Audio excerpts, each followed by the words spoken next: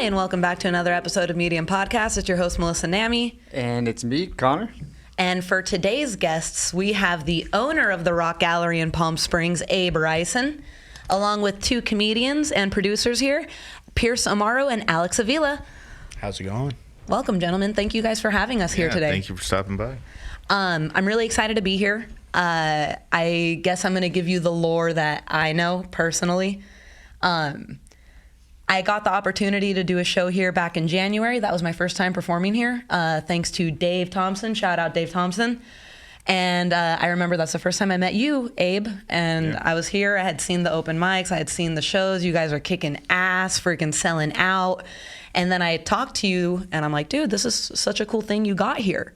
And the one thing you looked at me and said is, I gave up my dreams to provide a road for comedians. Because I was curious about all the instruments. And on the other side, you know, there's guitars, you got a drum set. Yeah. It's like, this was very clearly, you know, when I first came here, it was the Rock Gallery Artists Lounge. Yeah. And it was very clearly like, this is a dope ass music studio. You know what I mean? And then you really did just give a space for comedy. And I think that's selfless. And I just kind of want to hear about that. Oh, shit. You're going to make me cry. No, I'm kidding. That's the goal. Yeah. We get vulnerable here. Oh, my God. What was the question? Why did I do this? Kind of, yeah. Like, what led you to go from recording studio to comedy club? This definitely was not planned. Yeah, music was always my passion. And this used to be a music school. It used to be a recording studio. And then as an accident, it became a comedy club, and I fell in love with this.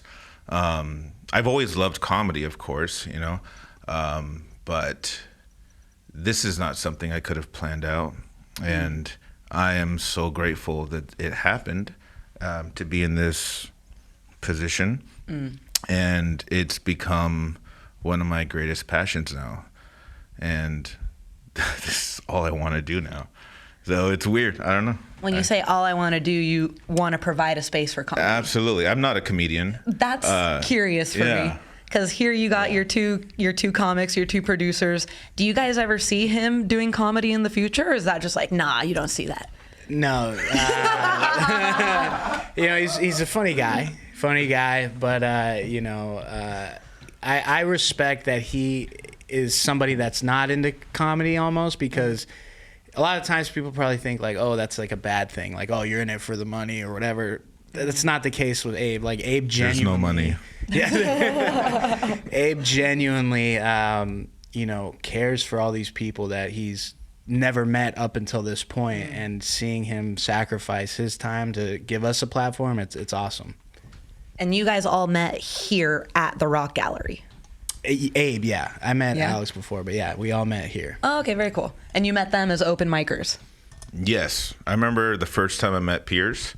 I believe a couple weeks later I met Alex, and yeah, I remember the day I met them. And I didn't even know there was a scene out here. Where did you first meet Pierce? Right here. He showed up. It was, I believe, our very first mixed open mic, and I only expected a bunch of musicians to sign up, and then about 12, 15 comedians signed up. Hell yeah. And I'm like, who the hell are these people? And I remember like Pierce's set, and I was like, wow, this guy's actually really good, and he made me laugh. And that's go ahead and clip that. Pierce made me laugh. And that's important to me, because I mean, you can perform and stuff, and if you can make me laugh, it's like, oh wow, this guy's good. And I did not expect that at all. It was a complete surprise. Yeah, it's funny, when I met Abe without knowing who he was. Like, he came up to me after a mic, he's like, hey man, you're really funny. And I'm like, oh, thanks, buddy. Like, you know, thanks. You didn't know he was the owner of the place? And then you find out a week later that was the owner. I'm like, oh shit. Like, yeah, well, thank you again. Like. And then when did you meet Alex? I don't know if he came to that first open mic, so it must have been a couple weeks later. I came to probably the third open mic. The third one? Yeah. I think the interesting part is the mic wasn't run by, he wasn't running the mic. So we just thought he was like an audience member. Like we just thought he was just like, there's this guy that shows up to every mic. It's just like he loves open mics. You know, it's a little bit weird because he was showing up at every mic and he was laughing at the jokes and having a good time. And He's so supportive. yeah, but for like until like 2 months later, we're like, oh, he's the owner of the spot. And we're like, oh wow. So he's just. Yeah, because he was just kind of like behind the scenes. Nobody knew who he was until. So you stayed pretty low key. I did. He was also wearing sunglasses like right now, you know. So I would literally stand by that door, and I would like do like the mic changes. Like if there was like a musician getting up, I would like set the mic up, whatever, and then a comic, I would take the mic out, put a different stand on there, but yeah, I would just stand right there, and like I guess. About a month later, like nobody knew who I was, and like I didn't announce it either. I'm like, oh, I'm the owner. It's like, yeah, you know, I was just enjoying myself. So You're just facilitating the space for comedy and music. Yeah, well, you know how like an open mic normally works. You know, people just come in, you do your set, and there was musicians, there was like rappers. So we thought he was like one of those guys. You know? We didn't know if maybe this guy maybe he already performed, maybe he's gonna perform after. I did perform a couple times. Music? Yeah. Cool. Yeah, because my other buddy, he would play drums and sing, and then I would play guitar and sing. So we would do a song together. So yeah, I guess you guys must have thought I was. We were outside. Like another open micer over here, you know. But yeah. When you did music, was there any comedy aspects to those songs at all, or was it just pure music? No. So you just love music. comedy on the side. I've loved comedy, but this has gone to like a whole other level now. Yeah, because I've enjoyed it as a kid watching Comedy Central, all the specials. Yeah, I loved that. Going on YouTube, finding new comedians. But this has just opened up passion, honestly, that I never even knew I had. I don't think he ever expected to have 20 comics at an open mic. He was just like, where are these people coming from? Like, why is there so many people that are... No, absolutely. Yeah. They're driving from Riverside. Yeah. They're driving from Claremont. They're driving from Ukaipa. They're driving from all over to the place to do comedy right here at the Rock Gallery. Yeah. And I think that's so cool. Because I didn't know what the heck was going on. Out of nowhere, all my friends were just like, hey, there's this new open mic on. It was Wednesdays, I believe, here. They're like, oh, there's this new open mic on Wednesdays. Let's go.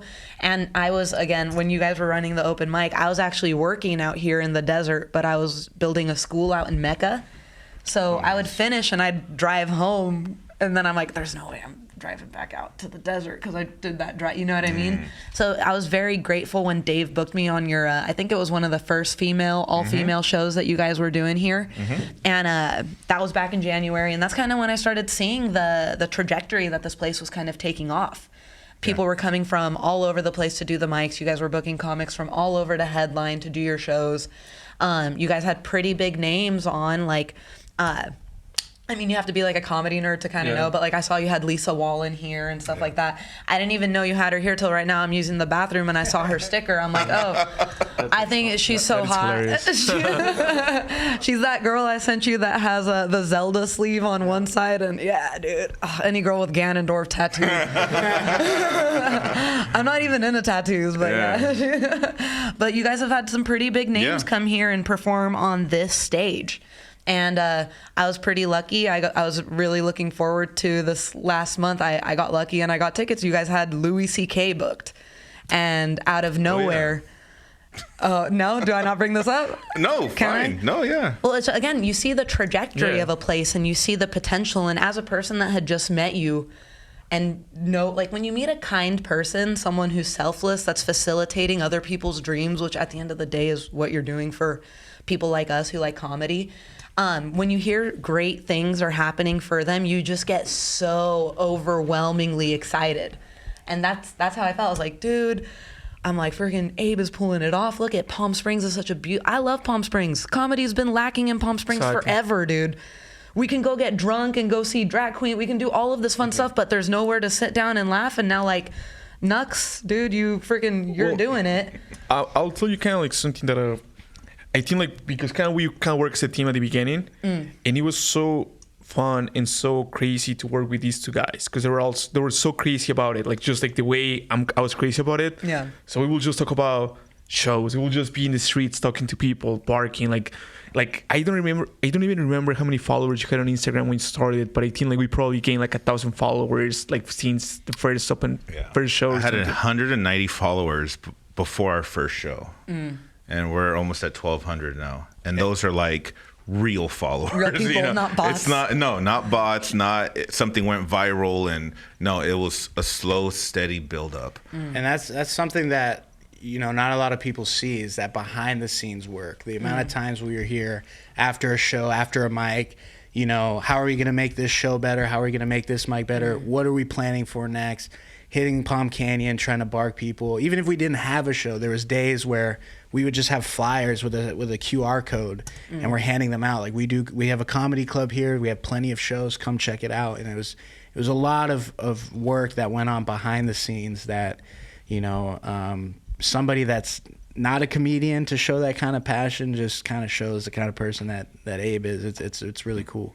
It's really cool. And through all that marketing and through all that word of mouth, like I would say that booking someone like Louis C.K. is like the pinnacle of success for a comedy club.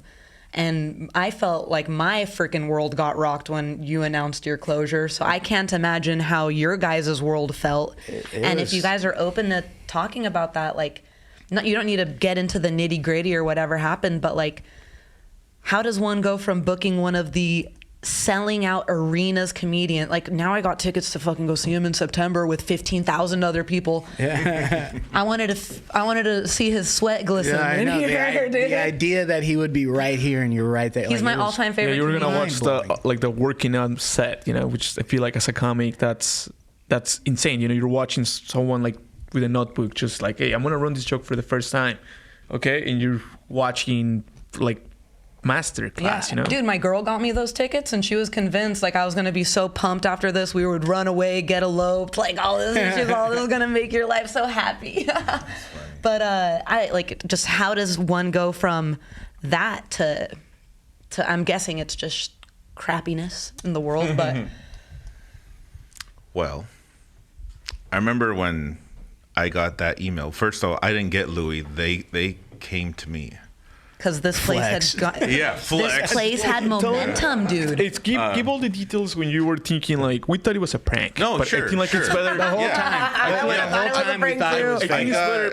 Explain it like with all the details here, because he was just. We thought it was a prank. Yeah, 100%. You're waiting for Ashton Kutcher to come out of the door.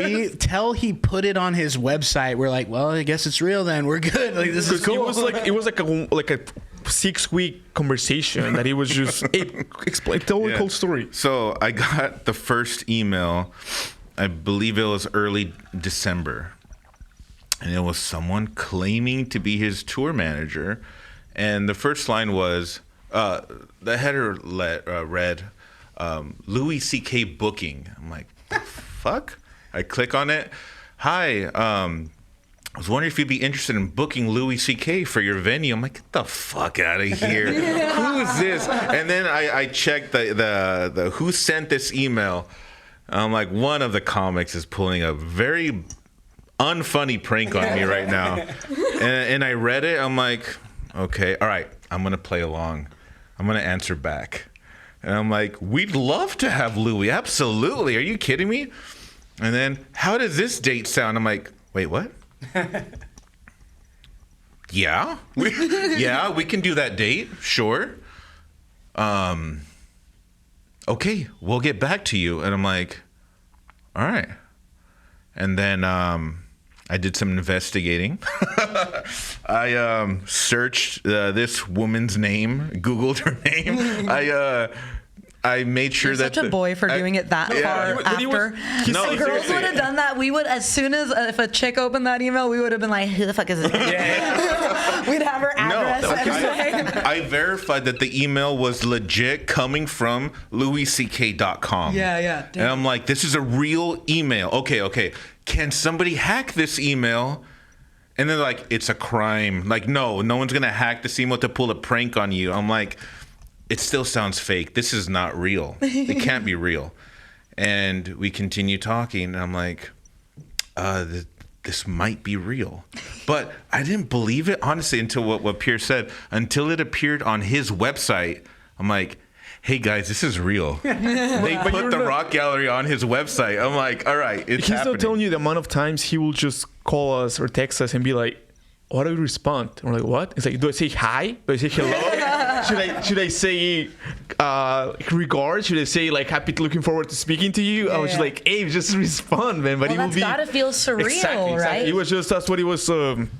Now, knowing a little bit about Louis C.K., I have a feeling he was going to be here anyway for the Indian Wells tennis tournament because he likes tennis. Oh, really? And it was that same weekend because I was looking at buying tickets for Indian Wells, and then I was like, oh my God, let's get tickets for Saturday. We'll do tennis during the day and then the show That's at night. exactly what I thought. I'm like, he's got to be here for another reason, like for sure. Well, comedians are like notorious for that. As like if we go to do something we love, we're also trying to do this at the same time. It's like I looked into doing comedy in Tokyo. Like when I went to New Orleans, I hit up someone to do comedy in New Orleans. It's like I think you guys are probably the same way. It's like if we're gonna go somewhere, let's try to do comedy too. And that's what's special about the desert right now. It's like so many people vacation in Palm Springs and come Bingo. out here, and now there's an opportunity for if you're a comic and you're in town for a couple weeks and you find out there's a place you can do material at, like that's what makes this place so unique and special to this area. And if you look up the hashtags Palm Springs comedy, I bet you $100 that this place right here pops up, which is incredible. This took a lot of work. The only Palm Springs comedy. Well, before when we first started, if you looked up Palm Springs comedy, it would show like the Casino, or there was a couple other venues out here that it would pop up, and we were ranked like 13th or 14th on Google's listings. Now, if you look it up, we're the first person that comes up, which is awesome. Love that. So you know what actually shut up first? I don't know if you guys seen a movie called Palm Springs with there's a movie called Palm Springs. It's nothing about Palm Springs. It's just random name. You will type in Palm Springs comedy. That's the only movie. That movie will come out with the guy from Andy SNL. Samberg. Yeah. Oh, really? Yeah, but I was like, this is not it. But then now you see clips from comedy here happening. I was like, finally, So there you guys are. You're looking on the internet. You see the Rock Gallery right there at the Louis C.K. upcoming shows on the website. What comes next? Yeah, so It sells out within seconds. It was stressful getting tickets. I believe it was 6 minutes. It sold out. Yeah, it was Which it fast. was probably quicker, but that's just what I calculated. Yo, I pulled It over wasn't on the 6 side of the minutes, it was freeway. It was 7 minutes. Okay, it wasn't minutes? 6. It was 7 All minutes. right, Louis, you gotta get those numbers up. I've never subscribed to anyone's Instagram in my life. So again, when you meet someone so kind and you hear something so incredible is happening to them, you just feel like it's overwhelmingly exciting. I was just like, dude, this is freaking dope. Because I mean, Riverside by association sucks, and Palm Springs is like the coolest thing closest to us as like desert people go, because we're desert people too, And I love this place. Comedy's been lacking here forever. Yeah. And now it's here. It's here, yeah. It's live. It's alive. Yeah. So keep walking me through it. Okay, so I remember his manager sends me the photo. He still does it. Yeah, right? It's PTSD. Manager sends me the photo, and it was a very like grainy photo. I'm like, why would he send like not like an HD picture? I'm like, this is fake. It's got to be fake. So I'm like, all right, I'm gonna touch it up. I'm gonna Photoshop it. I'm gonna make it better. I made the flyer, and she requested the ticket link. I'm like, yeah, whatever. So there's still something inside of me. I'm like, this is not real. You thought this person was super committed to this prank. So committed. So committed. I'm like, Who do you know that's crazy enough to do that? Is it one of these guys? By then we started seeing some potential signs that it was real. Like I think he found out that he was doing like a working out tour, like on a podcast. Yeah, I Someone was listening said. to a podcast and they were talking about how he's going to like all these random places to try out his new stuff. And so I was like, guys, this might, he sent might it be to all me right. because the manager said, title the flyer, working on new material. That's right. And then this guy sends me a podcast where these guys are like, yeah, Louis working on new material. I'm like, oh, no. I'm like, okay, this might be real. But again, it's been like 6 weeks of just. We actually, I'm not gonna mention like the show name, but there was a show that we kind of like. It wasn't such a good show from our part because all we were thinking about it was Louis C.K. We're just thinking about it. We're like hey guys, did we run ads for the show? We're like, oh crap. And like, it wasn't like the best show because Louis was just kind of like all we were thinking, like for those kind of like. Yeah. Well, that's overwhelmingly exciting. Yeah, and what the skepticism was obviously, okay, so you're telling me you guys started doing this comedy club thing, and about 8 to 9 months into it, one of the greatest comedians of all time hits you and they want to perform at your spot. That's what you're like on paper. It just sounds ridiculous. Yeah. And that's where it could all be the start of a movie. Exactly. So before all that, when I got the first email, I Googled Louis C.K.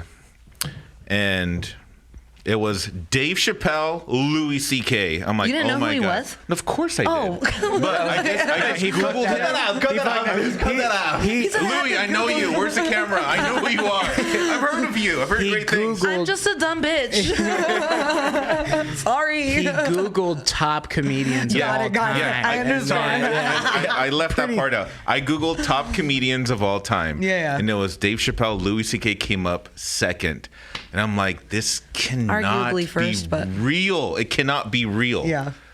Like, he sold out Madison Square Garden. Yep. Why is he coming to a 40-seat venue? To make people like us happy. Yeah, it was He's doing it for the little guy. No, absolutely. So, yeah, I make the flyer. I send it to his manager, and it appears on his website. And I took a screenshot video of me scrolling on his website, and I found our name. I'm like, guys, and now for the first time, I said, guys, this is real. It's real. It's happening. He actually took us for dinner, which he never hardly ever does. Like that day, he's like, whatever you guys want in the happy hour menu, okay? Like you guys can get it.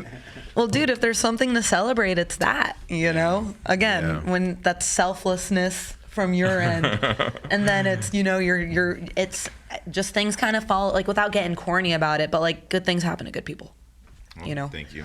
which is why the next part is so confusing. Which part? That you went on a hiatus for 2 months, dude. Oh, yeah. This place was poppin'. Yeah. So, there was a ton of excitement, and my inbox was flooded with comics asking to open up, of course. And We're so I'm like, ego-driven. whoa. Yeah, chill. And You were gonna open up with a 15-minute musical intro, right? like I'm opening up for Louis, or I wrote a song for him. And then a ton of people requesting tickets. They weren't even out yet. I hadn't posted the ticket link yet.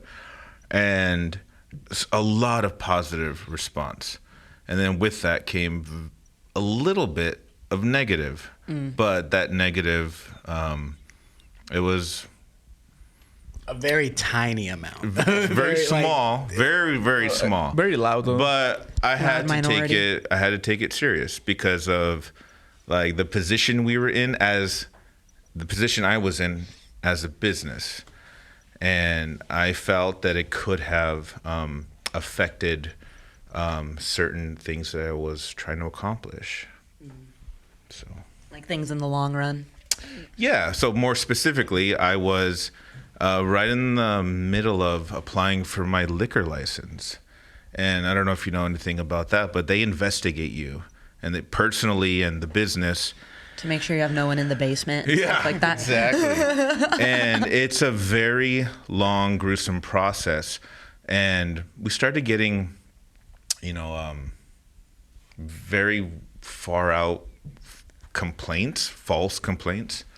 And I went to the city and I said, hey, we're getting these complaints. Could this affect my online application for, applying for my license? They're like, well, it could, of course. And so I kind of weighed out the situation, and I had spent a lot of time, a lot of money working towards this, and to think that it could have been lost all because for whatever reason these complaints were coming in, I didn't want to take that risk. Yeah, So- if it would jeopadize it Yeah, anyway. so I decided the best thing to do was just to close. and wait for the application to complete. As a business owner, that must have been one of the hardest decisions of your life. It was, yeah, because I mean, we were doing 4 shows a week, 2 open mics a week. I was here the shows 6 that days. you kept, the show that you canceled, there were those shows on the weekend that were sold out. Sold out. There were They were sold sold out out. shows. The Louis was sold out. Yeah, Louis was sold out. There 2 was like shows. 100 tickets sold. We had- for Yeah. like shows coming up. Yeah, I remember I was here, and of course, I gave everyone a refund. First of all, I didn't pocket the money. I know. I wasn't everyone got a happy. legal I license. wasn't happy to see the refund. So Oh my God. I told you I was holding on. I was like, he's not actually close. I'm gonna watch. Just watch. Yeah. Something's gonna happen. And then when it happened, she held me. She had to hold me while I'm just kidding. I didn't wow. cry. But I did go up to her. I was like, it's real. No, seriously. We got a refund. Like when I gave everyone their refund, the amount of emails I got. Wait, are you serious? What happened? What happened? I'm like, See, that's where Yeah. people, the general public, thought you were pulling a prank. oh really? I did. Is that really? Till I saw the refund, I was like, oh my God, it's real. Oh man, no, it was not a prank. Wait, what were we talking about? Well, and it's also like no matter how like huge that moment was, losing this place for good or not being able to get the proper credentials Yeah. that we want to make this place even bigger beyond that show, it just didn't make sense. Yeah, you the know? trade-off was like an expedited rise, Right. versus the security of the longevity of this place. Exactly. Yeah, correct. Exactly. And at one, as a business owner, and also as someone that's looking towards the future, you guys with this location as a spot, you know that's a very difficult decision to weigh. But ultimately, based on what you're saying, it sounds as though you made the right decision. And I'll say, as someone who doesn't know who, I'm guessing you guys all know who was complaining because you guys all work together closely. I don't, and I think you're a bitch. That's all I'll say. Because why? Why? If you love comedy, that's the bitchiest thing you could do. I would. What's that thing when alcohol was illegal? Prohibition. Yeah, no one liked that rat that gave out who was giving out the beer. You know what I mean? Like if this was like if it was low key and we were getting the goods out of it, then yeah. Yeah. People are weird. People are weird. People are negative. Yeah. Is what it is. They're bitter. Yeah. Jealous, whatever you want to call it, but yeah, it's Both of those things go hand in hand. unfortunately those people exist. And Yeah. specifically in comedy, that could be a common thing. You know, a lot of egos in stand up, and so yeah, it's you know. However, we've come out way more on top on that situation, Yes. making this kind of decision. So I think it was definitely, it sucked. I had nothing to do. I was like, what am I doing with my life? This place isn't open. I just go to work and go home. This is dumb. Like, I don't like this. I don't like this. I kept it very much under wraps what I was doing because I knew we were under attack by, again, very small amount of people. And I'm like, they're not going to stop what's happening. So I figured it was the best move to shut down. Don't say anything. Let this process go through. We passed. We've had multiple inspections from the city. No people in the basement. From ABC. No one in the basement. Maybe up in the attic. They didn't check up there. And it's great. And we're going to reopen. And things are looking up. I mean, when we announced our reopening, everyone that we had like 40 shows booked all the way through June, and almost everyone already hit me up. Hey, can I get rebooked? Can I get rebooked? I'm like, yeah, of course. And so we're already booked through July. Hell yeah. And But don't drop any names, but aftermath of the Louis announcement, we had comics who were kind of like, maybe not, I'm not going to use the word unattainable, but we didn't imagine them hitting us up because he saw Louis actually say, whoa, if Louis is performing there, I want to go check the place out. So he's getting the answer from some people, and then But then they're asking for whoa, we cannot afford you, but that's so cool that you're considering We want coming. a hotel. We want hookers. It's not gonna work. But it's just the fact that those people are we got hotels and gay dudes. That's all we got. That's all we got. just the fact that people that you see on Netflix and stuff are hitting him up and are like, that's insane. Like, we should probably sell your house and have the person book them. But it was just, the aftermath was just chaotic. Hearing that is so interesting, though, because knowing that, like, on the higher level of comedy, that the word of mouth kind of spreads the same way. Because, like, I heard about this place because one of my friends came out here and performed, and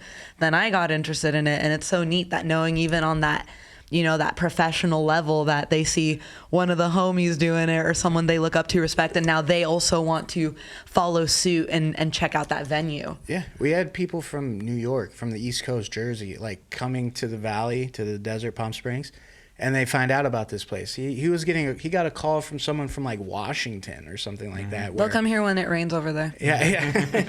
They'll get their own hotel. Yeah. It's insane. I mean, They're doing it anyway during the winter seasons here. We Yeah. get snowbirds like crazy in California, dude. The week after announcing Louis, it was so insane. Because, again, I was getting very few... I was getting negative emails or, DMs. Very few. Buttheads. A ton of positive.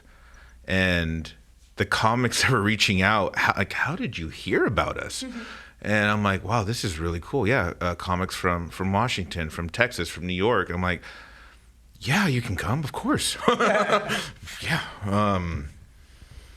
And then having to make the decision, do we stay open and risk losing everything? Or do we close and, be stronger, get everything that we've been working for? And so... Because that was one thing Abe was worried about. Abe was worried about, is this place going to lose momentum? And I think slightly it might have, as far as like all those shows we had lined up, ready to go. But in the long run, he was always worried about, are people going to forget this place? I'm like, Abe, Nah. you're running a daycare for us. Like, we're not going to fucking bail on you because you're shutting down for a good reason. You know what I mean? I think what it was mostly like that I maybe it's just me, but maybe they also feel the same way. We put shows here off-season shows, right? We're working so hard to get people coming to these shows because it's no season in the desert. People have already left town. There's not a lot of people coming in. But at the end, like basically like January, Feb, like those shows that we had, with no effort, they were selling out. We were just kind of like, I'm like, whoa, it's sold out? How did this show got sold out? So that's kind of like the part that we felt like we missed out on that. Right now doing shows during Coachella, doing the show during the tennis tournaments. Like shows are being completely sold out without a lot of effort. So we missed that part. We're excited to see how it happens moving forward. But that's just the little part that we're like, man, we wish we would have seen that. Yeah, and that sucked. I mean, because every time we do a show here, 9 times out of 10, it's a new crowd. Like, sure, we have regulars that like could come back every now and then enjoy shows again. Yeah. But, you had so many snowbirds just in town being like, yeah, we're from Oregon. We're from here. And we found out, we live in San Diego, even close by, Yeah, and it was the fact that we missed out on that really does suck. Yeah. It does suck. Palm Springs being such a popular destination, it does have that ability for like word of mouth. I had friends that were coming here back, it was in November, and I told them, I'm like, if you guys are looking for something to do at night, during the weekend, there's this place, the Rock Gallery, they do comedy shows. And they came and they checked it out. But it's like, because, people will hear, we're going to Palm Springs for the weekend. It takes one person that had fun in this room, in these walls, to be like, you need to check out the spot. They do shows on Fridays and Saturdays while you're there, One of the coolest things that happened before the first shutdown was the last shutdown, mind you. Yeah, what the hell? There's another one coming. No, one of the coolest things. Pierce at LouisCK.com. What's up, Abe? Just want to touch base again. No, one of the coolest things for sure was when the LA fires were happening. A lot of comics from out of town were evacuating, and some of them came here. And they reached out to Abe, hey, can we do shows here? Dave Thompson put on a benefit show. I think we raised like 11 cents for the for the Relief Foundation, but every for penny Cal counts. Fire. Yeah. And it was just so cool that in a time when they were going through a lot, they got to kind of almost try to forget about it. You know, it's hard to, but just kind of get away from all that chaos and come here and do what they love to do. Comedy is community. It was awesome. Yeah. It was awesome. And that's what you're providing at the end of the day, is a community. And now you guys have your grand opening coming on May 1st, 2025. Ooh. Yeah, I'm excited. Tell me more about it. Come on. It's 3 days: Thursday, Friday, Saturday, and It's a grand weekend. yeah. And I'm so looking forward to it. I just can't wait to get back in the whole grind of things. I'll tell you what he's the most excited about. He's excited for. He'll tell He's me what I'm Do you read thinking. his diary? You know what his favorite day of the week, which to me, like, it's me, like, again, it's a little crazy, but to me it's like, I'm like, are you serious?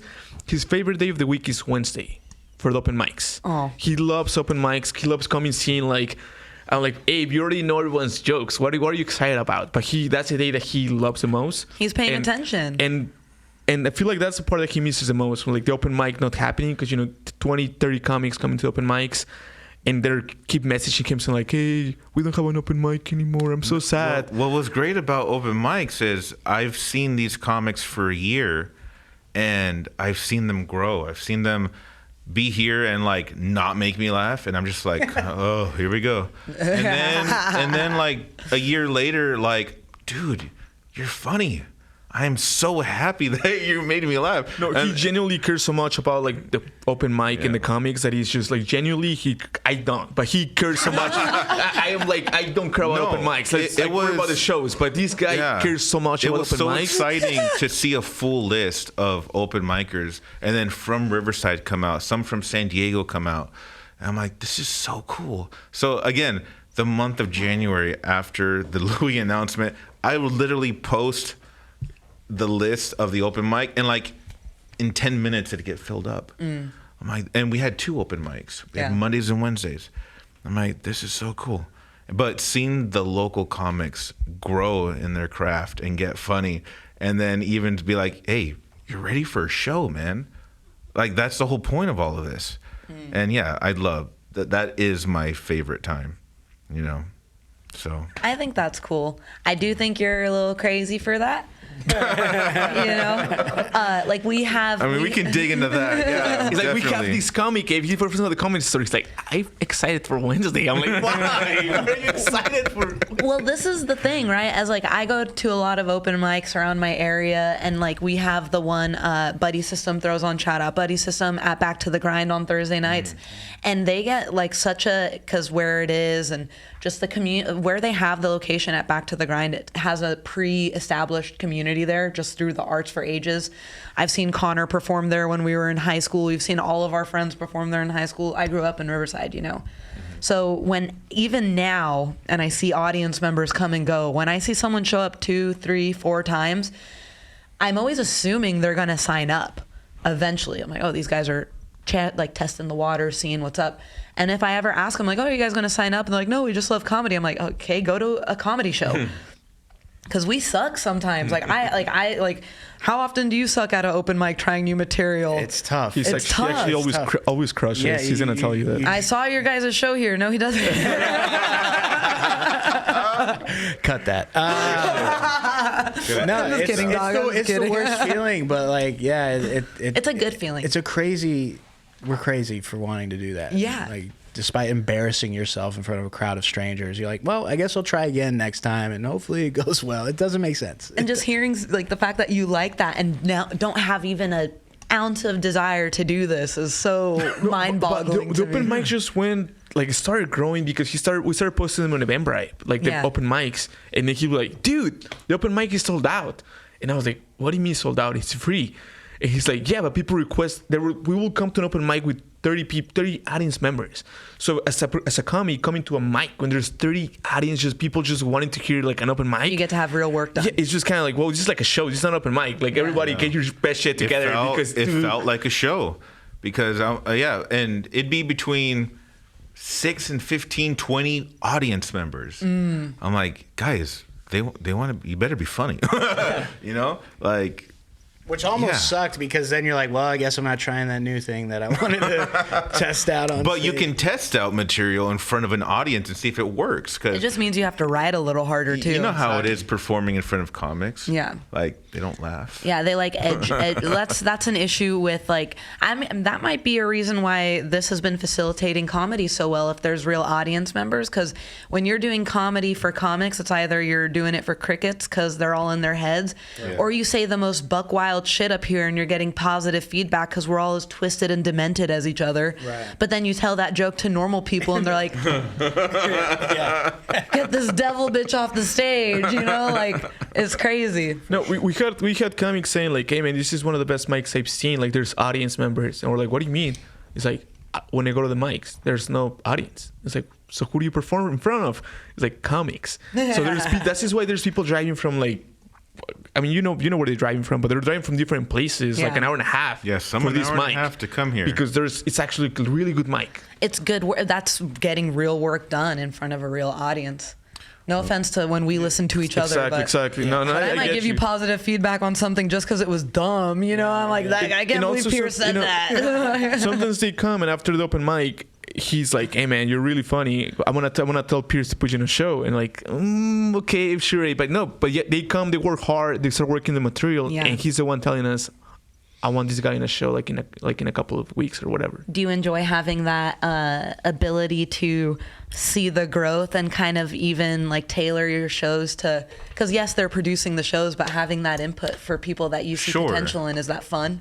Yeah, sure. And that happened gradually because even though, yes, I'm the owner, whatever, I don't want to step on anyone's toes. If I give someone a position and this is your job, you're not job micromanaging it. Yeah, it's like I'm not going to come in and tell you how to do a show, but over time, it just slowly evolved that way.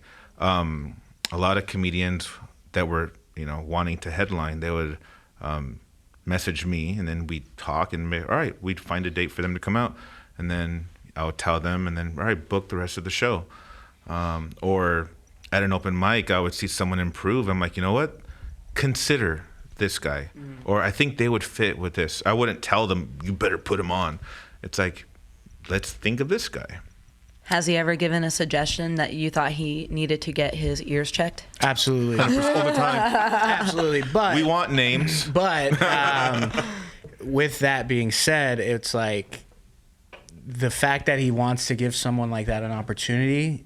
Someone like that. Well, You're talking about him like a leper. He will tell us like, we want this. It's like, hey, he's been coming to all these mics. It'd be nice if we put him on a show. And this is when we kind of like go and be like, hey, just let you know, man, we're thinking about putting you in a show, but kind of show us like, don't do anything crazy on the show because we see you go crazy and this is like an actual show, like go. And like that's the only time that happens. It's not like we're like, listen, we know how this shit works, all right? So you're not ready. We're not like that. It's just like like you said earlier. There's plenty of times where you see a comic on stage, they'll say wild shit, and you're like, what possessed you to say that out loud? That's insane. And then you'll have somebody like that, and then you'll see Abe just like, I think he needs a shot, And so we're like, okay, like we'll do that. And then we'll just let them know, like, hey, like this is, it's not like a privilege to perform here by any means, like, but it is a very, unique thing. You're performing at a comedy club. I can't even air quote it anymore because he's official now, but this is a special room. You're not in a bar. You're not in a hotel. People are here to see comedy. They're here for that. Yeah, and people pay. People make they're kind of like a date. It's like they're special. They were looking forward to this date on their calendar. We're gonna go to the gallery, and if you go and you ruin the show for all the comics, it's just kind of like, what? Why? Right. You gotta do that at different location. There's mics for that, you know? Yeah, that's always a little bit of a tester when it comes to open mic comics and stuff like that is, yeah, open mics, we're all taking a shot in the dark, but when it's a show, you are supposed to make an educated guess. Sure. You know, look at the crowd, kind of figure out what you're supposed to say. I'm going to quote educated. But it's cool that, you know, there is no like censorship here. You know, you're free to kind of say whatever you want. And that's what an open mic should be. You know, shows can be a little different. You know, you don't want to scare away the clientele if you're just saying crazy shit. But, you know, it's like you can't control what people are going to say in an open mic. You can tell them, like, hey, don't ever say that again or there'll be consequences. But Which we have. And it's never happened You go again. to the attic. We don't put people in the basement. And there was always that conversation, like, can comics say whatever they want? And then I've always been like, yeah, of course, when I first started. A year ago. I'm like, yeah, let them say whatever they want. And then they would say what they want. I'm like, okay, but that wasn't funny, though. So if it was funny, maybe, you know, it didn't sound like a joke. Like, you just got half of the people out. Like, did you know why? Like, you know why that happened, right? Yeah. Yeah. This is not a right-wing propaganda being like, you can say freedom of speech. Say what you want. There are consequences. There are definitely consequences. And that's the beauty of comedy is if you're going to say whatever you want and you are a true wordsmith and you're putting thought into it, not only what you're saying, but like the outcome, you should be able to garnish the right type of response to where it's not taken offensively. And it steps on the people that are actually putting in that work. That work their ass off writing, because, you know, some people just don't do that. And you can tell, but, you know, it's like, yeah. And I am in a unique position where I want the comedian to feel comfortable and feel free to say, to work their jokes out. But then I see the perspective of the audience member too. And I've seen comics walk audience members out. I'm like, whoa, hey, that's my customer now. Yeah. You know? So I see it as a business owner from the comedian side, from the audience side. And I have to like weigh it out. Like every situation's a little bit different. You have to be diplomatic about it. For sure. Yeah. For sure. No instance can be treated the same, especially in your position as a business owner. Yeah, because I mean, certain words and phrases I feel we know you don't say that, but then some have, and the way they say it, they're not. It's not hateful. It's not degrading anyone. They're maybe saying it about themselves, or saying it as a story. Well, someone else said this, and it comes off hilarious and not offensive. So I can't off the bat say, you know what, this word is banned, or this phrase is banned. You are no joking about this group or whatever. And it's like, no, it's like you got to be. Well, first of all, be funny about it. Yeah. You know, and many have been great. And if there's ever the situation that it's not, we talk to them. We don't make an announcement and post on Instagram for everyone to see. No, it's like, hey, let's talk to you for a second. That wasn't cool. Please don't do that again. Don't ever do that on the show. Don't, you know, again, and now I'm speaking as, I need people to come here. They're paying money. I don't want them to walk out. I don't want them to talk bad about it. This is my name that you're. And so sometimes, like, you know, those people that say the crazy stuff, it's the like, N-word. Well, I stopped that. But I talked to Pierce right away. The people that do that kind of thing, a lot of times they're newer. And they look up to a lot of like shock comics that actually know how to construct that kind of thing. Yeah. So when they see that, they're like, well, that's the style I want to do. And then they go and try it, never doing it before. Yeah. And you're like, oh, that was a hate speech right there. That's not good. They don't have a good they're not able to test that like risk to gain ratio. Like if I say this. He normally hosts the open mics on Wednesdays. And I really like what you normally tell people. Like, what is the line you say? Something that... when you introduce a mic to the audience members? I say hello. No, I'm just kidding. Wait, what's it's something like these people are working out something? Or... Oh, you know, I just, because, you know, sometimes we don't. He's but like doing damage control ahead of the... A lot of times we have an audience that don't know what an open mic is. They're just here for a free event, right? And I always started out the mics with saying, you're going to see some stuff where you're like, this is really good. And you're going to see some stuff where you're like, why are you doing this? Yeah. and it just lets the audience know, like, this is the gym. This is where people come and work out on stuff, and so it's not always going to be perfect, you know. And the Rock Gallery does not endorse what the comics say. It's like, yeah, get that out of the way. I think I need a sign. I need to post it. We support free speech, but we don't endorse everything the comedians say. We support free speech, but chill, you know, just be chill about it. Well, I want to hear about your experience, like your first show here. Like, what was it different? What was similar to other places? What do you like the most, dislike? As far as it go, I did the show here in January. I thought it was super cool. Dave Thompson hit me up. He had a gang of female comics, and he presented that you were trying to do female nights because everything being so overdone by men, you know, in comedy.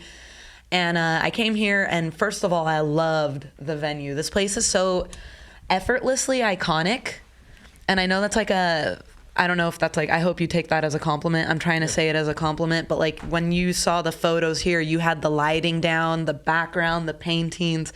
You gave an aesthetic to performance that a lot of places don't provide. Thank you so much for saying that, because some people in this room decided it would be a good idea to change the room to that side. We moved the stage on that side for like a week. For like a mic. And they were like, no, let's go back. Let's go back. 1 week and one show. Yeah. And then we learned really quickly that that's not working on that side. So all we the flipped comics it back. came in. They're like, what are you doing? Yeah, well, again, Actually, effortlessly it was during Lisa aesthetic. Wallen's show. Lisa Wallen did not perform yeah, behind this. that's It was right there. So all her viral videos, people don't know it was a gallery. You know, they're like, what is? This is the gallery. Why did you do that? What the fuck? We were like so I proud of it. haven't judged you guys at all this whole time. Close down before Melissa, Louis. thank you so much. Appreciate you. We were literally. I go to Washington, come back, and they're like, what happened, guys? What are you guys doing? You let him do that? You're giving him Well, too look, much freedom. I always want to make things better, and I always want to try things out. So me and Pierce were hanging out one time, and we're like, the stage doesn't have to be here.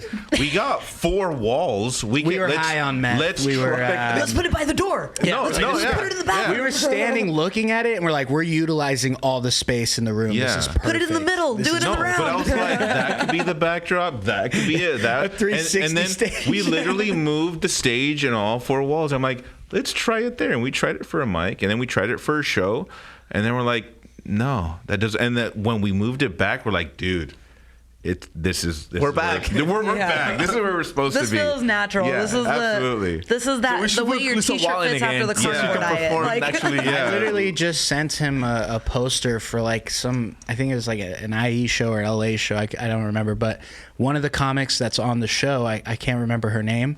Her picture has the paintings in the backdrop for her, like, little headshot for the poster. And I was telling Abe, I'm like, yeah, these paintings are they become iconic on accident. Effortlessly. No, That's what I'm saying. It's cool to watch effortlessly someone's aesthetic. clip. Somebody posting a clip about their set, and you see like, oh, that's a gallery. Yes, sir.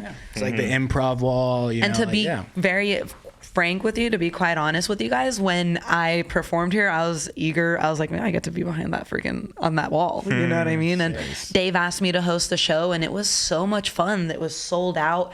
Everybody was alive. Everybody was here for comedy. And the fact that you don't sell alcohol or give like and people are still having fun, which again, like I hate I don't drink, so it's not that I hate it, but it's like comedy and drinking go hand in hand. You know what I mean? But I will drink Los Palmas. Las Palmas Brewery, Palm Springs. Sorry, Alex.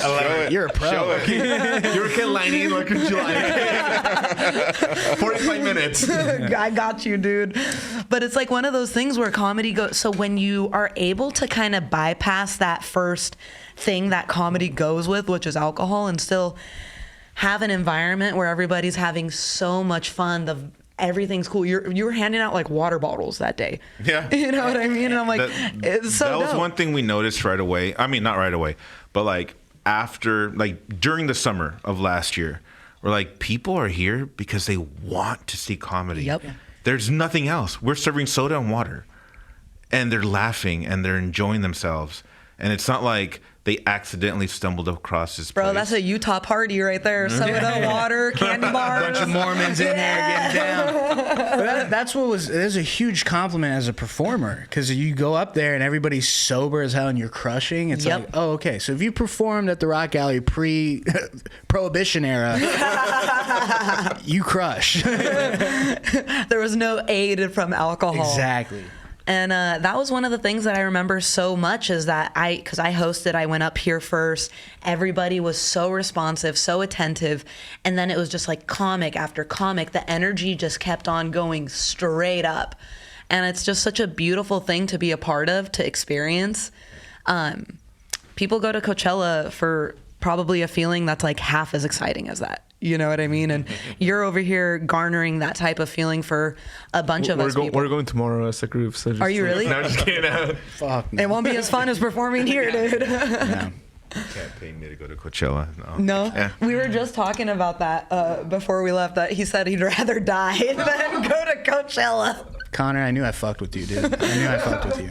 No, but that's so cool that you feel that way, because like, you know, like we spend so much time kind of like just trying to make this like a place where comics want to come and perform, because you know it sucks when you go to a show and you hear a comic saying like it's alright or whatever, but people normally walk out with like a great experience, you know. Yeah, I had fun. My girlfriend had fun.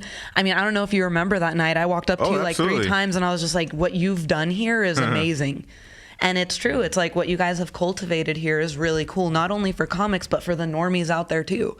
Because people do want to have fun. People do want to go out and do things. And it's like places like, I'll use New Orleans as an example. You get 20, 30, 45 people stopping to watch a street performance.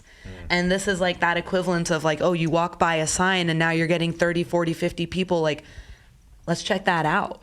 Yeah. And it's just happening naturally. Yeah. So looking forward from now, you know, you guys have the grand opening it's May 1st, 2nd, and 3rd. Is that the dates? Yeah. You guys have your shows all set up. You guys are already selling tickets. That's amazing. Looking forward for the summer of 2025 and onwards through the rest of the year and next year. Where do you see the Rock Gallery going? And also, let me touch base on the fact that the moniker did change. It was the Rock Gallery Artists Lounge. And now you guys are officially the Rock Gallery Comedy Club. I changed my whole business, actually, yeah, because I was a nonprofit music school that hosted comedy nights.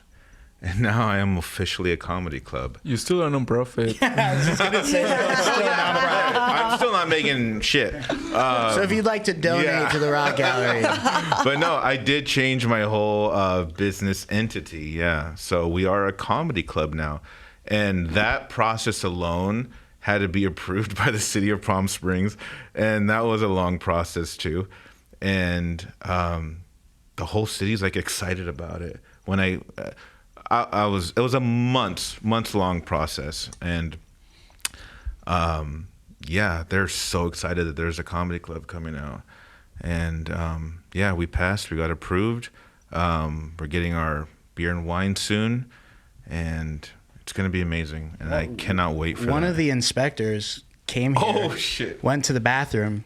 Oh, you had Lisa Wall in here? Yeah. So, not a joke. Yeah. No, Not a joke. she's hot. She's got a Fan of Ganondorf Lisa Wallen. tattoo. As a producer of the Rock Gallery. Her yeah. sticker doesn't say her name. It's a cartoon sticker. Yeah. It says it in very small font, but yeah, it's hard to see. He knew exactly who it Right, was. right. He's checking, okay, fire extinguisher is good, exit sign's good. He checks the restroom. You had Lisa Wallen here? I'm like, yeah. He's like, dude, this guy love Lisa Wallen.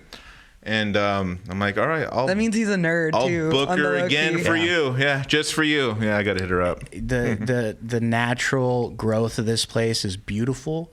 I mean, we were at Applebee's a couple weeks ago, and we're just hanging out in the parking lot. And Alex had a little table on the back of my truck. He had it set up with his laptop on it. We were working on some stuff, and this drunk guy just comes out. He's like, you guys are tailgating at Applebee's? That's so sick. Yo, let me get a picture. What are you guys doing? What are you guys doing? And Alex is like, this guy, he's opening a comedy club in Palm Springs. I love the Alex It's, accent. All right, like he's just, he didn't have to do it, but he's like, I need to get some laughs. It's not good, but It's mandatory. I like it's it. mandatory. So Alex is like, yo. So he's like, he's opening a comedy club in Palm Springs, and he's like, oh, what's it called? He's like, oh, the Rock Gallery. And he's like, oh, I've heard of the Rock Gallery. This is a random. That has to feel so good. Random dude. Yeah, it does. And yeah. You know why he's saying that? Because he recently, somebody recognized him, and he just made his whole week. We were like eating together, and he's like, wait, are you the comedian Pierce Amaro? And we told him about the Rock Gallery. I'm talking about the guy that yeah, Burgers and Beer. And he so knows the casual Rock about it. Gallery too. He's like, He's trying to be humble. Yeah, but We he put- was so excited about it. We all do get excited. Come on. He's excited Don't act like about you it. don't get He's like- excited he's too. like, I can He's like, recognize. I've never been recognized before. And I'm like, wow, I'm so glad I got to witness it. That stuff means a lot, dude. Yeah. I No, had it a was guy dope. at the It was open dope. mic a week ago tell me his mom saw me at a show. He's like, oh, my mom saw you at a show and said you were funny. I'm like, tell your mom I love her. thank you so much. Don't forget to tell her I said Happy Mother's Day in May. Like, please. No, that stuff is meaningful. Well, to go back to your question about like coming up and stuff, I think like we're excited to rebuild this place again. Because even though like, I mean, it's already built, but just doing the whole routine again, like start booking shows, comedians, the routine of the open mics and stuff, like it's a little scary because, we had a lot of success and we don't know if it's going to be the same success. But so far it seems like people are excited. He's already selling tickets in a month in advance. There's already people. So I don't know. We're excited for it. The liquor license hasn't even been officially announced yet. But people don't know about it. That's another thing that's going to make people want to come out here. Yeah. You grab a drink, watch some comedy before you go to the wherever you go do out here. Because this day, you guys are usually, your shows are 7 p.m. and 9 p.m. or are they always 8 p.m.? Like 8 p.m. 8 p.m., usually. Yeah. And you run one show a night? We've done Like, two it shows depends on the before. comic. Yeah. And well, even if you show up to that 8 o'clock show, this place stays open with bars and nightlife until 2 in the morning. Yeah. You know what I mean? And also too, the people that come to shows, they get here early. Yeah. And they're just sitting here. Would you like a water or a soda? And saying, I'm okay. And then now it's like, you want to have a drink. It's like, it turns into a lounge now. Where it's Yeah. like, He's you gonna just start making chill. money finally. Yeah, hopefully. Hey, that's the hope. It'll we can happen. get paid now, bro. Now that you have, Hey, I can get paid now, bro. because if I'm going to be honest too, your business model did confuse me in the past. It still confuses me. I mean, It's not a business model. It's not. Because there was 50 people in here. and then I'll if you- clear it up. We're laundering money for the cartel. For the people in the attic. Yeah, exactly. When he told me, he's like, hey, man, I'm officially a comedy club owner. I said, congrats. You're officially broke, man. You're officially going to go broke. that's the thing I have to. It's hard because I own another business and I know how to run a business, but then I'm also a musician that's had passions as well, and I know music doesn't make money, and you spend so much money on instruments and recordings and travel, and you never make it back unless you're successful. So I have that side of me too. So it's like I have the passion of comedy, and I know how to run a business. It's like, oh, kind of going towards the passion part, even though the business doesn't make sense yet. It will though. It will. Now, Yeah. because when, again, just the way it was in the past, I was looking at all these bodies in here. I'm like, dude, if you had a server, Yeah. just like reminding someone, like, hey, do you need anything? Do you need anything? I'm like, you'd Absolutely. be, but you just gave a place for people to have fun. Yeah. That's Yeah. I think that's selfless. That's my opinion. When I was kind of hanging, that's why I kept on coming up to him. Like, I love what you're doing here. People were just coming in with, having dinner. Again, you're handing out water bottles, selling sodas. Nothing crazy. I never thought of it like that. I thought of it more like when I first started, I'm like, I want to laugh. So I'm going to make something that... You made it possible where, for you. where it's entertaining for me, and it kept being fun and funny for me. So that's kind of what I was doing. I'm like, I want my own... I don't mean to roast own you. I don't mean to show. roast you, but there was some shows that he booked, like one of his favorite comics. Oh my God. And he's like, guys, I lost so much money tonight, but I watched one of my favorite comedians. Can I know who that is? Yeah, it was Kellen Erskine. I've been following him for years, and he hit me up. And again, it was one of those things where I get the DM. I'm like, what the hell? You pinch yourself real quick. How is he messaging me? And he wants to come out and perform. I'm like, yeah, sure. Yeah, that date's free, of course. And I told these guys, I was super excited. It's funny, like Abe, it's like he's kind of doing this for himself at the same time of doing it for us. He just doesn't want to drive out out of Palm Springs to see comedy. It's like, Bring the show to him. Look, I paid $250 to go see Joe Coy exactly what he said. in Ontario. And it's like, and I lost $250 to get Kellen Erskine here. So I'm like, I had my own private comedy show, you know. And Abe's got that Joker laugh too. You can hear, and if you record clips here, you might hear that iconic Abe laugh in the background. He loves this shit. Well, what's funny is I had my set recorded here. One of the gals was recording them, and it was so much fun meeting a bunch of funny women too that night. That was so cool.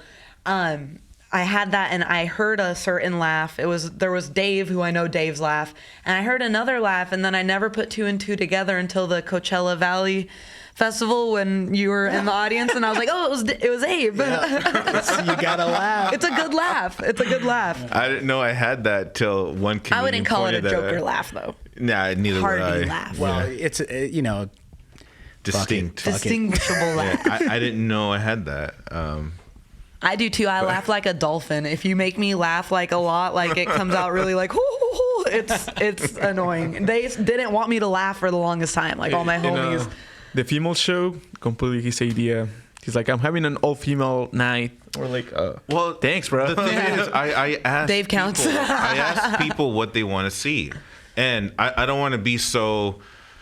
This is what we're doing because I'm all about changing. If it doesn't work, let's change it. You don't seem like a rigid person. Yeah, so I ask people's opinion. Like, what do you want to see here? And I got a lot of feedback. Like, I want to see like an all-female show. I'm like, yeah, we've never done it before. Let's do it. And it was a great success, and we're gonna continue doing it. Yeah. And yeah, I want to give what people want to see also. And that's another benefit of this place is the network it's opened up from people out of town, people we've never heard of that aren't, performing at clubs and stuff like that, but are hilarious. We would never have gotten the opportunity to cross paths with unless this place was here. And so being able to do those kinds of special shows are because of the network this place has created. It's facilitated a lot of that networking for you guys. For sure. Neat. And moving forward, are you planning on having big names grace this stage? I mean, we'd love to. Yeah. Just like the way, I don't know if you think like this too, but like when you booked Louis C.K., the first thing I told Chantel was like, oh my God, his feet are going to be where my feet were, which was the stage right here. Yeah, that's we were talking about it all the time. We're like, Louis going to be right here. Yeah. I saw my favorite comic in La Jolla, and same thing went through my head when I played at La Jolla at the Comedy Store. I'm like, my feet are where their feet were. Like, this is so cool. It's crazy. Yeah, that was one conversation me and Pierce had. And it was just before an open mic.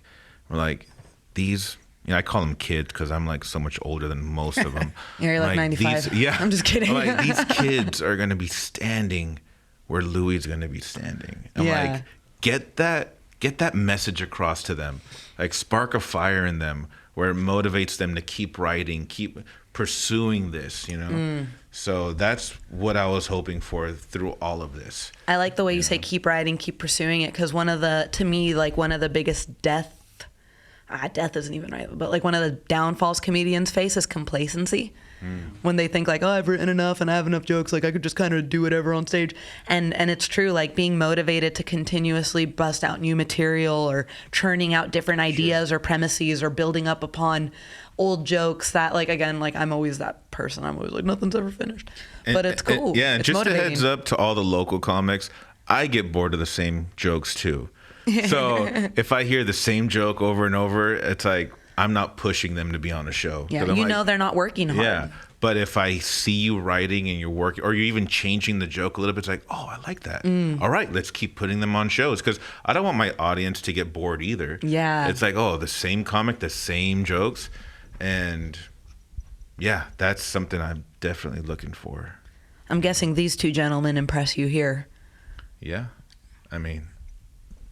Sometimes. I'm huge on writing. Like, it's like, I can't just keep doing the same thing over and over and over. I just don't have fun with it. Yeah. And you're funny. It affects you guys the are both funny. Well, thank you. But yeah, it's like writing is the number one job of what we do. And if you're not doing it, it's like, I mean, you could go up there and riff, and if you want to do crowd work, whatever, but it's like, that's where I get my joy out of this. Is you write that new bit, you go out and try it, and it works. You're like, oh, this is the best. Feels good. It's the best feeling ever. Yeah. Best feeling. Now, is that how you guys are kind of picking your comedians? Is based on if they're working hard, or because they're your main producers here? Yeah. I think like it kind of depends on the show. Like we see who's headlining the show, and we're like, okay, there's this like for example, someone who's very clean, right? Like, probably doesn't make sense to have someone who's very clean headlining with somebody like who's completely crazy. Yeah. Because like it's just people recognize this guy. I mean, or maybe they don't recognize. People have seen this guy perform before. They know what his material is, and then we have someone talking about some probably not. I don't know if appropriate is the right word, but like different style. People are gonna be like, there's not really what I want, Or if this guy does all crowd work and the headliner is also all crowd work, all of a sudden it's just like an hour of full crowd work, So Yeah. that's kind of what we think about when we make the lineups. Educated guesses. That's what that is. Like when we were talking about it earlier, is like you're not taking someone who's dirty and putting them with the clean comment. Like you're actually making a show or putting a show together that would exist in a comedy club, which is probably what helped turn this place into a comedy club. You know what I mean? It's not just random shit. There is a lot of thought that goes into all of this. Absolutely. And I trust their judgment. I mean, we don't always agree on things. And that's one thing I like a lot about our dynamic, is that we don't agree on stuff. They don't always say yes to my ideas. I don't say yes to their ideas many times. Kick rocks, boss man. Yeah. And when we all agree on an idea, it's like, oh shit, this is nice. All right, let's rock with it. But that's cool because we get to we feed off of each other. And I really appreciate that. And you shouldn't have like an ego when this is the greatest thing ever, because I have thought that way, and then I present it to them, and they're like, nah. I'm like, oh, whatever. At the end of the day, funny is funny. Yeah. You can't fake being funny on stage. It's just, it's impossible. So, if you're undeniably hilarious, then obviously you're going to have eyes on you. You know what I mean? Yeah, for sure. And that's, again, the joke I made to Dave when I saw you perform. I was like, if he's not funny, I'm not. Yeah. I'm dropping out of the Heat Wave comedy tour, dude. Hell yeah. Well, I'm not going to do it with this. I'm just kidding. But yeah, Well, I'm you're glad really you got funny. to see that show for the first. It was so funny, though. You guys... I saw you at the night that you did here. I was outside, and then I would peek it because it was so packed that night. Oh, yeah. And I didn't meet you. I left like late. You hosted that show. Yes, I think. I did. Yeah. So I saw your set, and I was like, she's fucking hilarious. And then Thanks, man. That means the world to me. yeah, Dave told me about that. It's gonna be fun. It's going to be really fun. I'm looking forward to that. One of our shows is going to be here. I think the first one, right, Hell is yeah. here at the Rock Gallery, which is really exciting. Yeah. And it's Absolutely. when you think like moving forward, I guess, like for the both of you, just as far as producing goes, how do I ask this question the right way? So you guys aren't just looking at local talent. You guys are trying to like get out LA comedians, IE comedians and stuff like that. Are you guys going to go out to LA and the IE to kind of see because I just started producing my first show out in Riverside at a brewery. And the noise that comes with production is kind of interesting. Just people reaching out to you, wanting to be on your shows and stuff. It could be to me, it felt like kind of overwhelming. Sure. It And is. I'm not good at saying no, which is I'm so grateful for my co-producer, Mike James. I don't know if you guys have seen him perform. He's also a very hilarious comic. And he's more of the tough guy between us. Not tough guy, but he's just better at being straightforward versus I'm like, oh, we'll see.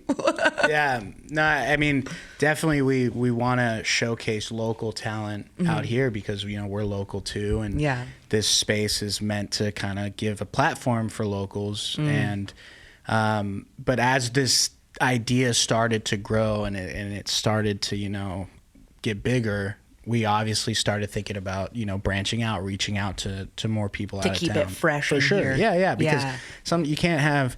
There's only so many local comics, so you're eventually going to hit a point where like, okay, you're kind of just moving people around, and we want to keep it new and fun for the crowd. So yeah, we're definitely going to look out of town for sure. That's exciting. And I'm always looking online. Like, I'm just constantly on my reels, just looking for stand-up material, and I will message almost everyone that I laugh at. Yeah. Yeah. Do you And then- message them from your personal account or do you message them from the Rock Gallery? Oh no, it's funny you say that because last night I found a comic. I was laughing at his material. I didn't realize I was on my personal account, and I'm messaging him, and he responds this morning to my personal. I'm like, why are you messaging me on my personal? I'm like, oh shit, dude, I'm sorry. And then we moved the chat to the Rock Gallery page. And he's from North Carolina, and he's going to be here in June in California. How wonderful. And I'm like, if you can make a stop out here, if you can figure it out, let us know. And he's not a famous comic. He's just wants to be, on the road. He's doing his own little tour. And yeah, so that's How cool. That's kind of what I do. If you can make me laugh, I'll send a little message. Hey, you're funny. Would love to have you one day. And that's how I start off every message. I can guarantee every person you've messaged that to, you've made their day.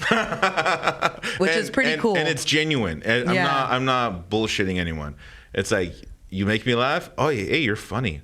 Would love to have you. And then that starts a conversation. And then, yes, many of them are local, like LA, San Diego area. Some are not. And that's just my method of finding new comics. That's awesome. So, yeah. What else can we look forward to from the Rock Gallery, you guys? Tell the people. Just starting where we left off. Keep on doing shows, make the place bigger, get the name out there even more, for sure. What's funny is, like, we didn't plan this. It doesn't sound like we're it. just going with the flow, right? And then when things don't work, we change. When things do work, we do more of that. So it's kind of hard to say other than keep going. Yeah. But that's what I want to do. Keep going till you don't want to anymore. Yeah. But I want to keep going. And where do I see myself in a year or whatever? I don't know. I didn't expect to be here where I am right now. Yeah. I see a second location in the future. There you go. I mean, yeah, we can. They're forgetting all the stuff that we talk about in the chats. I don't know why, but we have like a what do you call it? Like A wish list? no, like we're gonna be in downtown Palm Springs, set up. What is that called? Like a booth or something? Like, At the street fair. yeah, he's doing merch. He's gonna start doing podcasts. He's gonna he wants to record people specials here. There's like so much stuff that he's forgetting about that we talk about all the time. Yeah. That he's just kind of like, we're like, whoa, that's a lot of stuff, but it is gonna happen because we're just crazy like that, It's crazy like that. And it's also, you guys are going with the momentum that this place has kind of garnered for itself. Right? Like at the end, I've never surfed, but they say like, oh, ride the wave or whatever. Yeah. Like that's naturally what's happened to the three of you, to you especially, Abe, is right. You had an open mic, 15 comics signed up, and you just rode that particular wave all the way to the shore, which changed the name of this place. From the Rock Gallery Artists Lounge to the Rock Gallery Comedy Club. Yeah. And that's incredible. Yeah. Yeah. Just as hard, we've put a lot of work into it, and it's paying off. But also we're very lucky too. It's like a right place, right time kind of thing. But we're not just going to take that for granted. That's why, like Alex said, we have a lot of ideas in coming into place. Yeah, you nurture it. That is going to make it expand even more. Yeah. And when you mention like personally and stuff, this guy has been trying to. I thought you were going to put your hand on his thigh for a second. Maybe, I was like, man, you really love him. Well, he's been telling us like, guys, I'm ready to fly. I'm ready to go somewhere else. I'm ready to go explore something else. I'm funny. I want to. And I was like, bro, just give us one How more long have year. you been doing comedy? Give us one more year. Being dumb. Has he said it before? Hey, No, has he said it before? was. He has. He has. We're like, he's like, just give us one Will more you come out year to Riverside at the for gallery. comedy? Of course. Okay, cool. Yeah. No, but he wants to like move to like I wanted a to state, like to go to Austin, go to LA. But like, just give us one more year at the gallery, bro. Let's go crazy, and then you go establish as the main guy. I was obviously like most people. If you're in a smaller scene, you kind of want to branch out and expand. Yeah, and that was something that I was definitely thinking about because, like I said, I want to.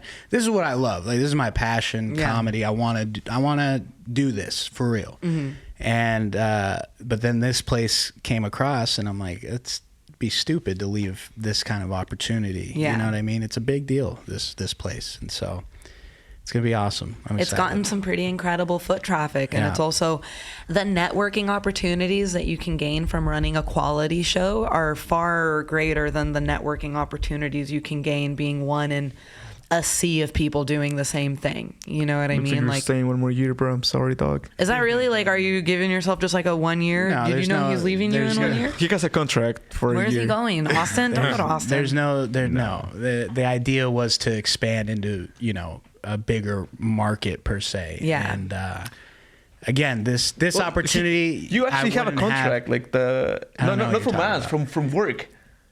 Like those from us. He got from my job. Yeah. Like you're like, I don't know if after my contract ends, someone. I'm contracted with my day job. You nailed that Pierce impression, by the way. Was that good? Was that good? We're bad at impressions. We're impressing. No, this is such a huge opportunity. I'm so stoked that this fell on my lap like this. It's great.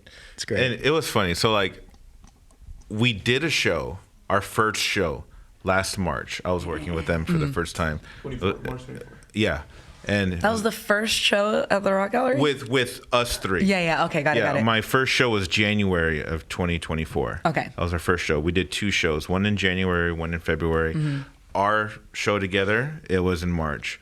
Great show. And we had a conversation afterwards, and I wanted to keep working with them. And they asked me, like, same question, like, where do you see the Rock Gallery going? And I'm like, I was just kind of being all whatever. I'm like, well, I want Dave Chappelle there. Like, that's how much I'm willing to work to where he wants to come out here. And yeah, that was like a big statement. That's what I told him. Like, bro, this guy's a psycho dog. He's not for real. But like, I never thought like maybe he could.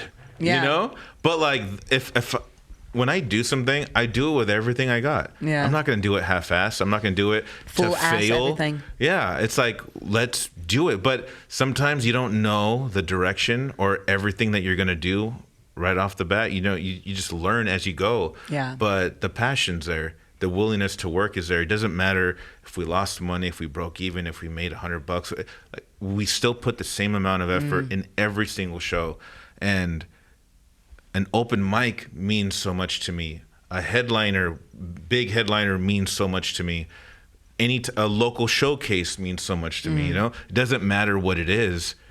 I'm still gonna put the same amount of effort into that. And these guys, we all work very hard, and we work well together because we're not pushing each other. We're not dragging each other, and we all have our different positions. You're lifting equal weights. Yeah. And I think we're pushing each other, but without doing it. You know, we're seeing this guy like work, like coming in, like painting the ceilings like all dark and stuff. He sees me outside barking on a show, like on an open mic. Yeah. I see him kind of like just hitting up a bunch of comics. So we're all kind of like pushing each other, but we're not really. We encourage we don't each tell other. each other. Yeah. Like, I mean, I need you to do this. We're just more like. No, yeah, we're human, and we're gonna have our days, our ups and downs, and we encourage each other. But we don't have to like, come on, man, let's do this. Come on, let's do this. And we all have our ideas, and like, yeah, let's do this. Oh, I want to do this, and it's like, yeah, let's do it.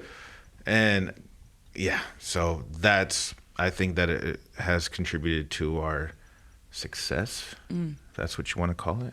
I'd say that's a good word for it. Yeah. Because, I mean, it takes a community. It takes a village. You know, people say that when it comes to child raising, and I believe businesses are similar to children for people. Yeah. You know, and without the proper team, not saying you wouldn't have been able to get it to this, elevate it to where it is now, but without the proper team, it wouldn't have been so fun.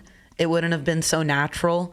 Yeah. It wouldn't have been because, you know, you have these two dudes, you have Dave Thompson, a lot of the people that it seems like you have kind, trustworthy producers putting on shows, and as a comic, like, that means a lot to have nice people hitting you up versus like people that you've heard some nasty things about through the woodworks or whatever.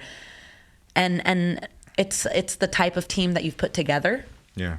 Because you guys don't seem egomaniacal. You guys don't seem like you're boastful or bashful or anything like that. And it seems as though you guys would be genuinely happy for anyone who walks through these doors and does well.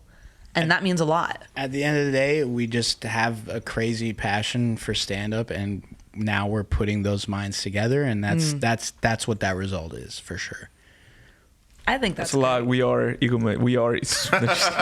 No, it's just more like I think we see the success of this going back to kind of like the example of the Instagram page or the shows being sold out.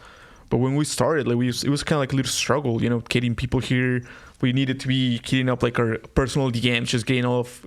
He got his mom and his sister and his aunt to come to the shows and stuff. Oh, cool. And now it's just kind of like now it started happening. Like the momentum just continuing, and I guess that's what's cool about it. Because when we're maybe like once he goes to Austin in 10 years or whatever, he's gonna be like, bro, remember we like those shows at the gallery when we struggled? I was like, yeah, dude, it was the fact that we were, like I said, we had this opportunity to build this up outweighs any kind of like opportunity you can see now for most people. Like most people don't get that lucky to come across a place like this, and you want to book shows out here, you want to help run this place.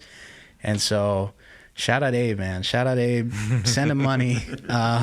Buy tickets at the Rock Gallery. Just buy a ticket and buy a beer soon. Too. Very soon. Make sure you buy the copy of the Rock Gallery, how it was founded, because it's coming up in Amazon. Are you really? You wrote a book? Just kidding. Oh, what the hell? How did you not mention you wrote a whole damn book? I have the rights to it, okay? So don't. I mean, we could. You wrote the book? No, we definitely could. We're gonna write it out. The book. There's no book. It's just pictures of you guys doing gay shit. Picture flip book. We call this one the mic stand. Whoa. The Comics Sutra. Okay, I'll stop. There you go.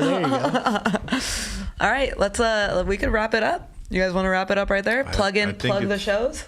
Yeah, we got our grand opening. Where's the camera? Right there? Yeah, all right. That one's on us. Grand opening, May 1st, 2nd, and 3rd. We got some great headliners coming out, and it's going to be a great celebration show. That's what I'm calling it. And we have, right now in the books, 12 shows after that coming up. And then the Wednesday after the grand opening will be open mics are starting here again. Mics are starting up again. That's exciting. And what is the process for open mics here? Follow the Rock Gallery on Instagram. He'll post a slotted link when it's time to sign up. And just sign up and come through. We start about 8 o'clock. And 5 minutes, open mic. And sometimes we get a good crowd. So. And I'm going to plug this. Starting in May, you're going to be able to drink at the Rock Gallery, so that's exciting. If you like to drink. If you don't like to drink, it's fine, but on a summer night, like a beer, it's so refreshing while you're watching comedy, you know. Liquor license coming soon. No liquor license, beer and wine, man. Beer and wine license. I argue that's better because people get rowdy with liquor. I'm making because I said liquor license and he's like, we don't have a liquor license. I was like, what's the difference? I was like, he made an announcement like, hey guys, no, because you're like, oh, full liquor coming soon, full bar. I'm like, no, we don't have full bar. What do you mean? Beer and wine. And whatever else we can legally get away with, we'll be selling here. You like to apply to be a door guy, a camera? You're serious about it. Like we need a door guy. Door guy. We need a cocktail server. Camera security. Volunteer work. It's sound a volunteer guy. work. Yeah, if you want to have an opportunity to open up at the Rock Gallery, maybe we can use you first as a door guy. Non-paid internship. How big do you have to be a door guy? Like size? Is that what you mean? Do you need to be buff? We'll provide you a gun. You'll be okay. No matter big, small, come over. I thought you meant like in followers. Like you need at least 500 followers to be a door guy. Like because typically door guy is like security too. No, like it's just or like am I wrong? It's just like a person that's gonna be checking the tickets at the door. Because now we are a 21 and over only venue. Ooh. Yeah, because of our license now, it's only 21 and over. So we got to check IDs, put a little wristband on. If you like to perform, you're under 21, your dad has to come with you, right? Is there a permission slip for younger? Yes. We haven't even discussed. No, I don't even think that. Just don't tell me you're under 20. No, I'm kidding. Yeah. Well, okay. Cut that out. We're joking. Cut that out. Hold for editing. Well, yeah, they don't need to tell you they're not 21. The door guy's gonna see it on your ID, stupid head. Yep. So yeah, no one's got to tell you shit, Abe. Don't worry about that. Your door guy is gonna be like vertical ID, and you should just tell him to throw it out the door. Yeah. If they just like frisbee it as far as they. But then with my luck, I'll get a door guy. It's like, I'll hook you up. I'll get you in. You in. It's like, wait, what? Yeah. Is that like are people like that out here? I don't think people are gonna try to sneak into a comedy club, but that would be so cool if people are trying to sneak into a comedy club. You know, it's No, you look never 18. know, dude. I don't know. But that's what I'm saying. Like people trying to sneak, like the flex of having like little kids trying to sneak into not little kids. I don't know. Okay. Cut that out. But, you know, like an 18, cut that out. An 18-year-old trying to sneak into a comedy club is just like wow. If he's gonna sneak in, you're right. Like if you're gonna try to sneak in somewhere, you could probably like pick up chicks or something like that. Here, if you try picking up a girl, she'll be like, I'm trying to listen. Yeah. It's like I wanted to watch Pierce Amaro. Like just follow him on Instagram. Oh man. Are you the ladies' man of the rock gallery? Yes. No. No. I mean, Abe did speak very highly of the two of you. Well, that's nice, Abe. Thank you. Sorry, we didn't speak as highly of you, but we'll try. Chat GBT. Say nice things about my friends. Nice and professional. It'd be nice to hear them in person. We're excited for you to come back, like, and perform and stuff. Awesome, yeah. Whenever, man. I have a show booked with Dave and Pierce, and then I believe I'm doing one of the ladies' shows in the future. You are booked here on Yes. May. I believe it's the final Friday May in May. 30th. It's the final what? It's the final Friday in May. Like I don't have my whiteboard in front of me. I have all my dates on my whiteboard. Do you remember it? No. We'll be plugging it. May 30th. Yeah, it is May 30th. 30th. Damn. All right, you'll be here May 30th. I'll be there May 30th. I'll be back on May 30th, and I'm looking forward to it, dude. Yeah, absolutely. So May 1st, May 2nd, May 3rd, we got the grand opening. May 7th is the first open mic, which I expect is going to be jam-packed. I hope so. Everybody's Yeah. excited. He's getting like a bunch of DMs from people like that. It's a little bit sad, but I get it. They're like, when are you gonna open up? It's like I'm so sad. It's like I don't have friends. so like, sad. I'm like, dude, like this is not. You need some help. No joke. Honestly, look, whenever we close, I would message these guys, hey, check up on so-and-so. Make sure they're good. Check up on this guy. Make sure they're good. Like, are they going to other mics? You know, you give them a call. No, this guy actually, like, he cares so much. And I was like, hey, they're all, like, adults. Like, they're all, like, I know that you care about it. But he's like, he keeps messaging me saying, like, when am I going to open up? He's sad. I'm like, bro, like, it's just, like, you're not a... I wish you would step back from that. Yeah, no, I felt like I took away something from, and they were all looking forward to it. You And didn't like, take it away. You need to change your perspective. You stepped back for a moment to guarantee. Sure. Yeah. The People place for try people. to take it away, but I posted a Bitch. picture, like, as a joke of the... I posted a picture of the Row Gallery without the sign. And he got a comic calling him. He's like, what? I don't know, what he told you? Like, don't mention his name. But remember, like, when I posted the picture with no sign, without the sign? yeah, I don't remember. You have to get a new sign made, huh? No, well, yeah, I do. Damn. Which it is in the works. But first of all, as a joke, I can be funny once in a while. I send these guys a picture from 3 years ago when I first got this place, and there was no sign. So I sent them a picture. I'm like, guys, it's over. We're done. And I sent them that photo, and they're like, "Oh my God, he took the sign down." Well, this guy posted on Instagram, Or the crying emoji. "The gallery is over." I'm like, dude, no, It was so I just put it, rest in peace. Rest in peace. And I'm like, dude, it was a joke, He dude. got a call from some guy saying, like, please tell me that it's not happening. No, I was getting messages like, dude, are you saying what happened? We'll go to war. Let's do that. I'm like, whoa. You got an army of 300? Shout out to Abe's cousin Nacho, by the way. A shout out because he did one of the funniest edits when Abe first closed down. He edited a picture of a Spirit Halloween coming soon in front of the Rock Gallery. It was the funniest thing ever. And who knows, dude? You never know. Maybe It this could be a is your Halloween first shop. location. That, You know, what? maybe Yes. maybe it ends up bigger somewhere different here Absolutely. in Palm Springs. I have another location in mind, but What? Okay. All right, let's talk about Did it. we all hear this here for the first time? about I'm it. moving to San Diego again. No, absolutely. No, I've had this. I do have vision of this place. Is it going to happen? I don't know. Am I working towards it? Yeah, sort of. It all depends on how it goes here.